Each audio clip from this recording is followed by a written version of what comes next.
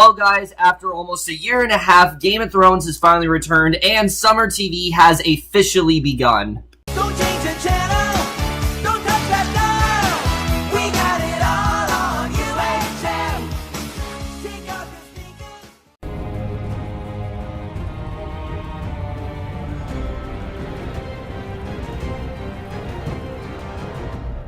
Hey guys, it's Kevin. We're at the season premiere of Game of Thrones, Season 7, Episode 1, Dragonstone, and I was definitely, obviously hyped for this premiere. You guys know I absolutely loved last season. I think it was just such a season of triumph and, different sort of outcomes and just a lot of uprisings and a lot of things we want to see for a while, particularly with the Starks. A lot of Stark reunions, a lot of Starks getting their revenge, just a lot of great stuff packed into last season. And that being said, especially the way that finale left off, I was extremely hyped to see how things were going to go in this premiere. And I gotta say, was this premiere up to par with that season? I mean, no, it was not, but it still was a great premiere. I really did love this premiere overall. There are so many things heading into the season that I am so excited about, and it definitely seems like, we're done playing around. I mean, Season 6 are done playing around as well, but especially this season, we are done playing around. Things are getting done this season. Things are starting to intertwine, and I love the way that things are going here, but let's just get into this episode because holy shit is there lots of it. I mean, already there's like a ton of different things happening this episode. I mean, that's per usual with Game of Thrones, but I'm just so happy to get back into the show. So we're going to start off with one of the most badass openings we've had in a while. I mean, this cold opening was fucking perfect. We're at a banquet and we see Walder Frey. And at first I was extremely confused. I'm like, didn't Arya just kill Walder Frey? Why are we seeing him again? I thought at first this was going to be a flashback, sort of like up to the events of before Arya, slit his throat. This is before she killed Walder Frey, but he slams his goblet down and he addresses his entire band of men, and he talks of celebrating with the people of the Riverlands, and he's gathered every Frey who matters into one room so that they can plan for the winter that has finally come. And of course, that's like the main thing going in the season. We've heard throughout the show, winter is coming. Well, winter's now come. I mean, it's just, that's the reality, is that winter has now come, and things are a lot more drastic, obviously. So he serves them proper wine for proper heroes, and everyone drinks except for Walder. And he tells his daughter not to drink because he won't waste good wine on a woman. And we're like, why is he not drinking? What's going on here? And he thanks the men for helping him at the Red Wedding, and he details the horrible actions of the wedding. He says that they didn't slaughter everyone, the Starks, that there are still some out there, obviously, Jon Stark, Sansa, Arya, they still have to go after them. And all of a sudden we see the men, they start choking on blood, they're falling over, so immediately something's going on here.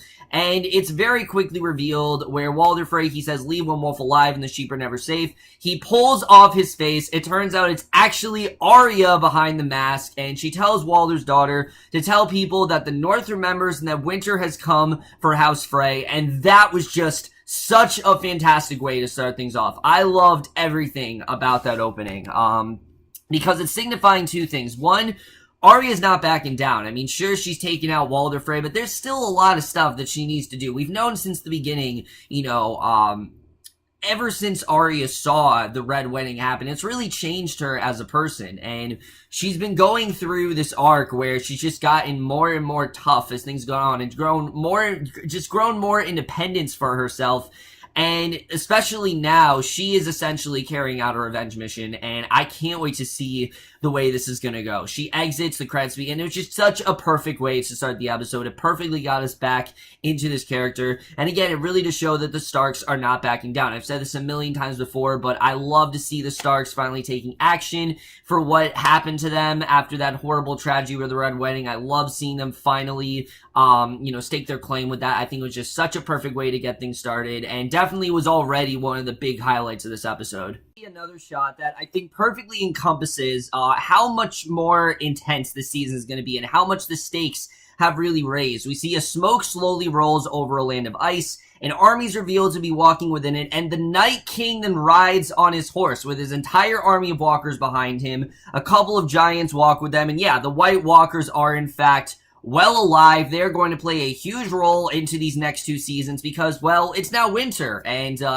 the White Walkers definitely now have a much bigger reason to have a much more prominent role in the show. And we know how tough the Night King really is. I mean, we all remember the season 5 episode, so just seeing this in general was such a chilling scene, and it was very brief, but it definitely does show us that, holy shit, shit's definitely gonna go down, and definitely this is gonna be a lot more intense than we think. And, you know, winter coming especially is just a whole other, you know, it's this whole other chapter of the show that we really have not explored before. You know, we've always heard winter's coming, but we've never actually seen winter happen. Now we're actually seeing what's, you know, winter really does entail. So I really do love the way that we saw that here. But Brandon then looks to have been warging at one of the giants, and when he opens his eyes, he's greeted by the men of the Night Watch at Castle Black. And Mira introduces them, and Brandon tells Ed that the Night King is coming, and they are let inside the wall. As we know, Bran kind of had these, like, time travel powers where he's able to go back into the past and things like that. So, again, not entirely sure where this is going. Of course, we know he found out the whole detail about Jon and how Jon is actually, you know, the son of, you know, he actually is, you know, we know who his mother is now. I can't think of her name right now, but we know who his mother is and things like that. Other than that, though, I don't really know where this is going, I will say. And that's something that Game of Thrones does do a lot. They show you a lot of things. You don't really know where they're going. This is one of those things. However, the next one, I definitely know where it's going. We see Jon Snow, he's addressing his people, and he's asking them to figure out where to gather Dragonstone, and that everyone from the ages from 10 to 60, they're gonna fight and mine. And everyone, including women and girls, and, you know, basically this is do or die at this point. You know, the Starks are kind of in the lead right now. I mean, they just took down Ramsay. They actually did win a fight for once. I mean, they really are, you know, superior right now. And that's something I really did like seeing. I like seeing the Starks actually have a positive outlook in this. But they're smart, and they know that this isn't gonna last forever. They know they definitely have competition, and they know they definitely do have a lot of enemies after them. So Lynn Mormont agrees. She says everyone on Bear Island will begin training, and Jon then says they're going to need the free folks to man the castles at the wall, and Tormund agrees that his people should do so, and Sansa says that new families should take the place of the Umbers and the Karstarks, but Jon really disagrees. He doesn't really feel like that's the right thing to do, and the two then argue in front of everyone, and Jon says that the people that made those decisions actually died on the battlefield. You know, it was a horrible idea to do that, and Sansa won the argument. The men agree with her. Jon then quotes Ned, but he says that he will not punish his son for his father's sins. He's just not going to do that. You know, he's not just going to punish someone just because of what his father did. You know, he's better than that. He's making the final decision about the castles and who they belong to, and he calls out to a boy, Ned Umber, and a girl who is Alice Karstark. And I will admit this scene was a little bit on the nose because Alice looks exactly like Sansa, and Ned looks very similar to Jon. I get what they were doing there. I just thought, like I said, it was just a little too on the nose for my liking. But they walk forward. He asks for their allegiance, and they kneel before him. And Jon says that the wars don't really matter anymore. You know, who cares about the tension that was once between these two groups? The North has to band together, and that's, you know, something that Sansa was very, you know, she was kind of conflicted on if this was actually a good idea, but we've now seen that the North's Watch, you know, and the Starks, they have to do that. They have to band together. There's really no other way for them to take down these enemies unless they band together. He knows very well of what could be out there for them, and I think definitely the way that Jon is prompting them, again, it's really setting up this great tension here, but I do like the way that him and Sansa are kind of quarreling here, and I think overall it's definitely going to be interesting to see where this does go. Jon and Sansa argue about who is in charge, obviously because they have very different viewpoints. You know, Jon feels it's a good thing to, you know, have these new families take the place of the Umbers and the Karstarks, while Sansa thinks it's a terrible idea. And Jon then asks that she not question him in front of everyone, and she says that he's good at ruling, that all the people really do respect him, and he asked her a very interesting question, that is he Joffrey? Is he acting like Joffrey? And I like that Sansa told him straight up, no, because Joffrey never really looked for other people's best interests. It was always what he wanted to do, and he was kind of the one who was, running the show. Well, Jon's not exactly like that, and that's something I really did like seeing here. I like seeing, how Jon is kind of worried that he is becoming like Joffrey, but I really wouldn't say he is. I mean, sure, he is getting a little cocky, but I would not say he's becoming like Joffrey at all. And the two talk about Ned, and then Jon says he'll stop trying to protect Sansa if she stops trying to undermine him. And Sansa says he needs to listen to her and be smarter than Robb and Ned were. That, they got themselves killed because of, the decisions that they made. And I like that she said that this wasn't just, a random killing, that they died because of things that they did. There were people who wanted them dead for a reason, and she does not want Jon to end up the same way. And I really, again, I'm loving this more intelligent side of Sansa that we've been getting. I think ever since, we've seen Jon and Sansa reunite, she's becoming a lot more likable and a lot more strong of a character, to the point where she doesn't need Jon to protect her. And I would agree. I don't think Sansa needs anyone to protect her. I think Sansa knows very well what she's doing. And I've said it before, I think she could easily, she could take over this entire thing on her own. Obviously, she's not going to do that because, she does need Jon to an extent, but she easily could if she wanted to, and I definitely did love that scene over there. But a raven then comes from King's Landing, and Cersei's actually asking Jon to come to King's Landing and bend a knee or he will be killed. And Jon then says that they need to worry about the Night King and not Cersei yet. That she's not really one of their problems. But Sansa speaks highly of Cersei. She knows very well what Cersei's responsible for. Remember, Sansa's been in King's Landing a lot longer than Jon has. So Jon doesn't really know how powerful Cersei really is and what she can really do to them. Sansa, however, is highly aware of this, and she knows very well that when Cersei says that she wants something done, you need to get it done, or else she's going to go after you, and that's just kind of, how it's going to go here. And again, I love the way that Sansa is a little bit more intelligent here than Jon. It's really good the way they're handling that overall. I definitely really did like seeing that here.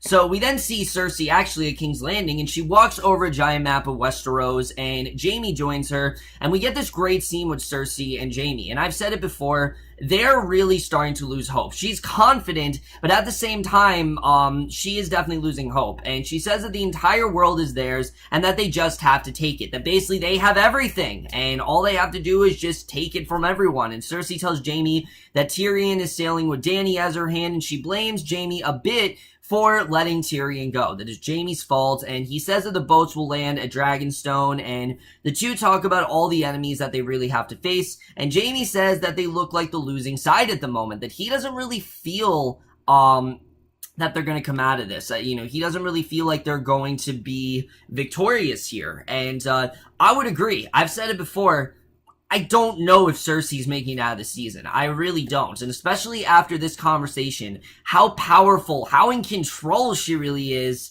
I don't think she realizes how outnumbered she could really be in a couple episodes or, a season or two, in a season. But Cersei fires back, and she wants to prove that she's more in control than he thinks. And he says that there's no one left to build a dynasty for, because, they're really the last Lannisters. There aren't gonna be any more, Lannisters. And they talk about Tommen and his death, and Cersei doesn't really want to spend any more time mourning over dead Lannisters. She doesn't really want to. It's not that she can't, it's that she simply does not want to. And I thought that was definitely very interesting, that she says that they're the last ones that counts. So very well there's definitely something else she has up her sleeve, and I definitely did like seeing that. But like I said, I think this confidence and this ferocity that Cersei has, where she's so sure of herself, and she thinks that she has, the entire world on a silver platter, I think she's going to be sorely mistaken very soon. I think it's good confidence, but I just don't know if Cersei's going to be able to keep it up. I mean,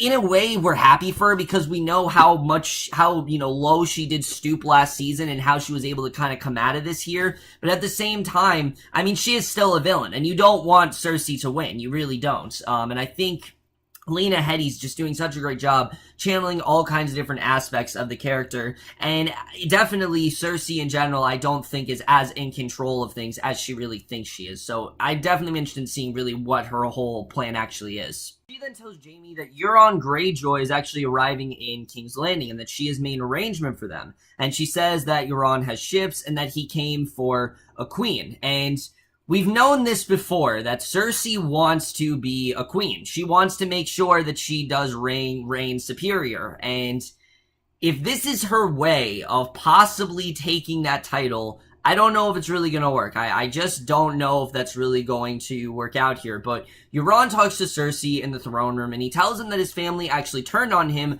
just as theirs did. They murdered his family. That would make him feel a lot better. And he says that since their Trends and his family members are fighting together, that they could just murder them all together because, you know, they're all kind of uniting. And he approaches the throne. The Mountain actually backs him down, and Jaime talks about Euron's failures in the past, and Euron says that he remembers Jaime killing the other Greyjoys and that he actually really did appreciate it. And Euron then tells Cersei that she needs the Iron Fleet to succeed, and all he wants to do is marry her in return. And she outright declines. Like, she's not looking for marriage here. She's just looking for royalty. And that's something that we've known for a while. Cersei's not looking for a relationship. She's simply just looking to be in power. That's really all she wants to do. And she says that he isn't trustworthy and that he actually murdered his own brother. That, you know, why would she marry someone who murdered his own brother? And, he tells her that she should try it, that it feels wonderful, and he will gain her trust by bringing her a precious gift. And basically, they won't return to King's Landing until he has that, and that's just how it's gonna go. That they're not gonna go back there until he gives them that precious gift. So we'll have to see what that actually is. What does she really want from Euron?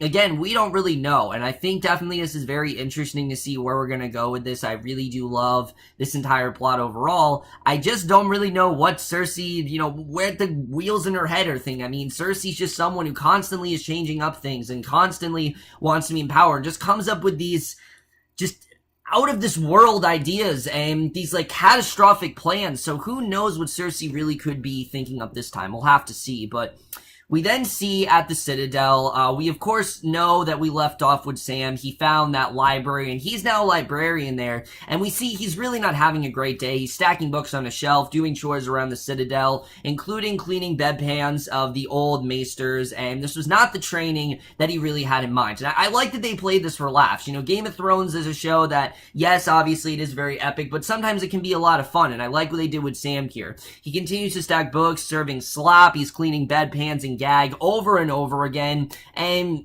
it's funny, but at the same time it's kind of sad. Like, you get the sense that this is kind of just his life. Like, this is just routinely kind of what he's been doing, and he's really sick of it. But he stops to look back into a gated area, and he looks around to see if anyone else is nearby. And the gate's locked, but he peers into the room behind it to see this large book open, and an old maester then walks by Sam and enters the gated room, and he locks the door behind him. And along with another maester, he helps to examine the dead body of one of their own. And basically, he asks the archmaester if he had considered giving Sam access to the restricted area of the library, since he had seen a lot while at the wall. And Sam says he has seen the army of the dead, but that no one else at the Citadel really believes him, and that the Archmaester seems to know that he has some truth to him, and that Sam indeed saw what he says he did. And the Archmaester tells Sam that they are the memories of men, and that they are necessary for life to continue. And he tells Sam that the wall has stood through every winter that has ever come, so there's really no reason to think that it won't this time. Obviously, you know, we've heard about this before, that, you know, the wall really is kind of a detriment right now. Everyone's very worried that the wall is not going to, that it's just not going to stand because of things like the Night's King, because of things like the White Walkers. They are obviously worried that the wall could, in fact, finally fall. And he tells Sam to clean the body up, and Sam then wheels the body out. He passes by maesters who are sleeping, and he steals a key. He goes to a restricted area of the library where he steals some books. So again, we don't exactly know what's going on here. We know obviously he's going to try to figure out what's going on with the wall, but this was definitely really interesting. I really did like where we're getting with Sam here. Remember the beginning of last season, I wasn't really sure where we're going to go with him, but now I think we definitely have a much better sense of what they're trying to do with this character, and I'm definitely interested in seeing where his overall story goes here. So Podrick is in training with Brienne, and she's getting the best of him. Like, she's beating on him like crazy, and Tormund then approaches, and he gives Brienne a look, and she notices, and she beats Podrick down, and Tormund says he's a lucky man. Again, I love this sexual tension between Brienne and Tormund. It kind of came out of nowhere, but it's clear that the show is, in fact, following suit on it, and I definitely really do enjoy seeing that. And the way that she's, like, kind of getting pleasure and just beating on Pod, you feel bad for him, and at the same time, it's really funny. So Sansa and Littlefinger then watch the group fight below. He says that he wants her to be happy and safe, and she argues that she already is safe, and he asks why she isn't happy. And here's the thing, I mean, if you wanted her to be safe, why didn't you come rescue her from Ramsay? Like, I can't stress this enough. Littlefinger is very selfish, and he really just had horrible timing on, it was horrible timing on his part. He was way too late, and, yes, obviously he did rescue Sansa, but why couldn't he have done this, seasons ago, episodes ago? Why did he have to do that when he did? It's a little too late for him. So Brienne walks upstairs to address Sansa, and Littlefinger leaves, and Brienne then asks why he is still around, and Sansa says that the North needs the Vale in order to win the war. She doesn't really want Littlefinger around, obviously, because Brienne simply doesn't trust him, which I don't blame her. Again, Littlefinger hasn't exactly been reliable and hasn't exactly helped Sansa out that much, so I really don't blame her for not wanting Littlefinger around. But basically, Sansa makes it very clear that they need him to win the war, and that's kind of the way it's going to go. They're not going to be able to continue this war unless he is around. So Arya then rides through the snowy forest, and she hears a man singing near a fire. A group of soldiers sit by a fire, and the singer addresses Arya, and it turns out it's Ed Sheeran. Yeah, Ed Sheeran's on this season, which is really interesting. He's always kind of had some sort of connection to these medieval shows, but I actually did like his character. He invites her to eat with them, she agrees and comes to sit with them, and Arya tells the men that she's heading to King's Landing, and they bash the city, and that they,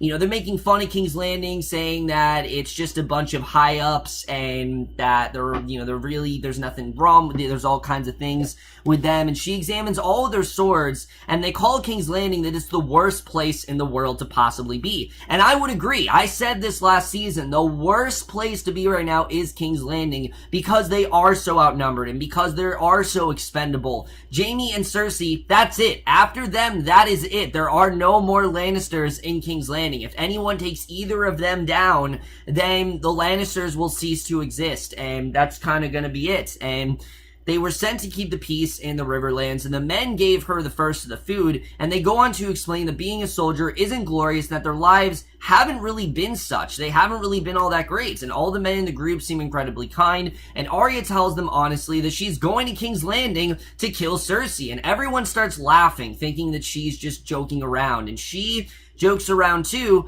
but we know that she's not joking. We know that she really does mean it, and that she actually does intend to kill Cersei. And I love that Arya, she's just going for it. This is the last person on her hit list. Cersei's the one who orchestrated it all. Sure, obviously,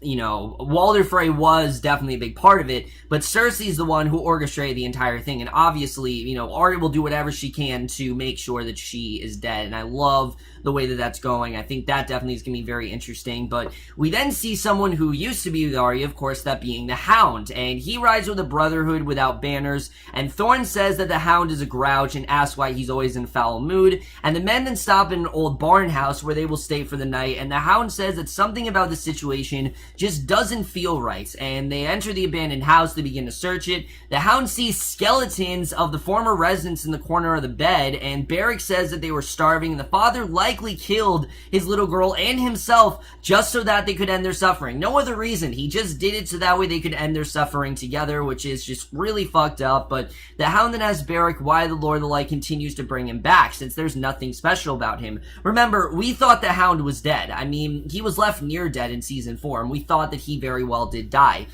So he's really kind of contemplating, I mean, why am I still alive? What's so great about me? I mean, we've seen before, the Hound's really not anything that great. He's a savage. He's not looking for anyone's best interest. He's not really that kind-hearted. And Beric says that he asks himself that all the time, but he has no answer. He doesn't know what the Lord wants with him. And Thoros then invites the Hound over to the fire, and the two start bickering, and Thoros asks him to look into the flames so that he can understand what the Lord of Light wants. And only the fire can tell him, and in the fire, the Hound says that he sees the wall of ice, where the wall meets the sea. There's a castle there, and he says that there's a mountain that looks like an arrowhead, and the dead are marching past it. There are thousands of them, and he looks terrified, like, why am I looking into this fire? What's going on here? So he wakes to the sound of someone digging outside in the snow, and the Hound is then burying the head people from the house, and Thoros says the Hound knew these people, to which he replies, not really. And I got the sense that he definitely did have some sort of connection to them that he's not telling them about, but the two dig together, and the Hound says that he's sorry that the people are dead, and that they did in fact deserve better. So there's clearly some sort of connection he has with them. I don't think that this was just a random thing. I think there definitely is some sort of a connection there. We just don't really know what that's about, and I think that definitely is going to be very interesting to see what's really going on with the Hound this season. Then see Sam. He looks over the stolen books in a small house with Gilly and little Sam, and she opens a book called Legends of the Long Night, and he's trying to figure out what's going on with the Dragonglass? Like, where does that really fit into all this? And he finds a map of Dragonstone, and he notices that the castle is built on a mountain of Dragonglass, and he begins to write a letter to Jon to tell him. And remember, he hasn't seen Jon since that one fight. You know, he didn't think he was gonna see Jon anymore. He thought that might be the last time that he ever sees Jon, was in that one fight. And he walks through a line of prison doors, passing plates to the men inside. None of them are seen. He's startled when one arm reaches out to grab him, and the men ask if the Dragon Queen has come to Westeros, and the man, of course, is Jorah. And the way that was done was phenomenal. You know very well who the Dragon Queen is, and basically, Daenerys then sails towards Dragonstone with her people at her side. You know, Tyrion's there, Jorah's there, her dragons are flying overhead, she's flying home, and she approaches her castle. She kneels in the sand, touching the ground. Everyone walks up the stairs to front doors of the castle. Tyrion looks on as the Unsullied open the grand gates. They all enter through a long tunnel walkway, and she walks into her throne room, up to the enormous throne, which is made of dragonglass, and basically she's home, and she asks Tyrion the question that we're all waiting for, which is, shall we begin? And that is the way this episode comes to an end. But let's just get into this episode and where we're going to go throughout the season. Wow, I mean, already we got so much to talk about. And I mean, that's per usual on Game of Thrones, but already there's so much great stuff going on here. First of all, now that Daenerys is back in Westeros, what does she really plan to do here? We don't exactly know. Obviously, she has some sort of intent with the Dragonglass, but the fact is, she's finally home. She's finally going to have her dragons again. I'm thinking she's going to end up in King's Landing somehow, because I really want Daenerys to be the one on the Iron Throne. I really do. I've talked about this before. I think the way they're setting her up, it seems like that's kind of where she's going.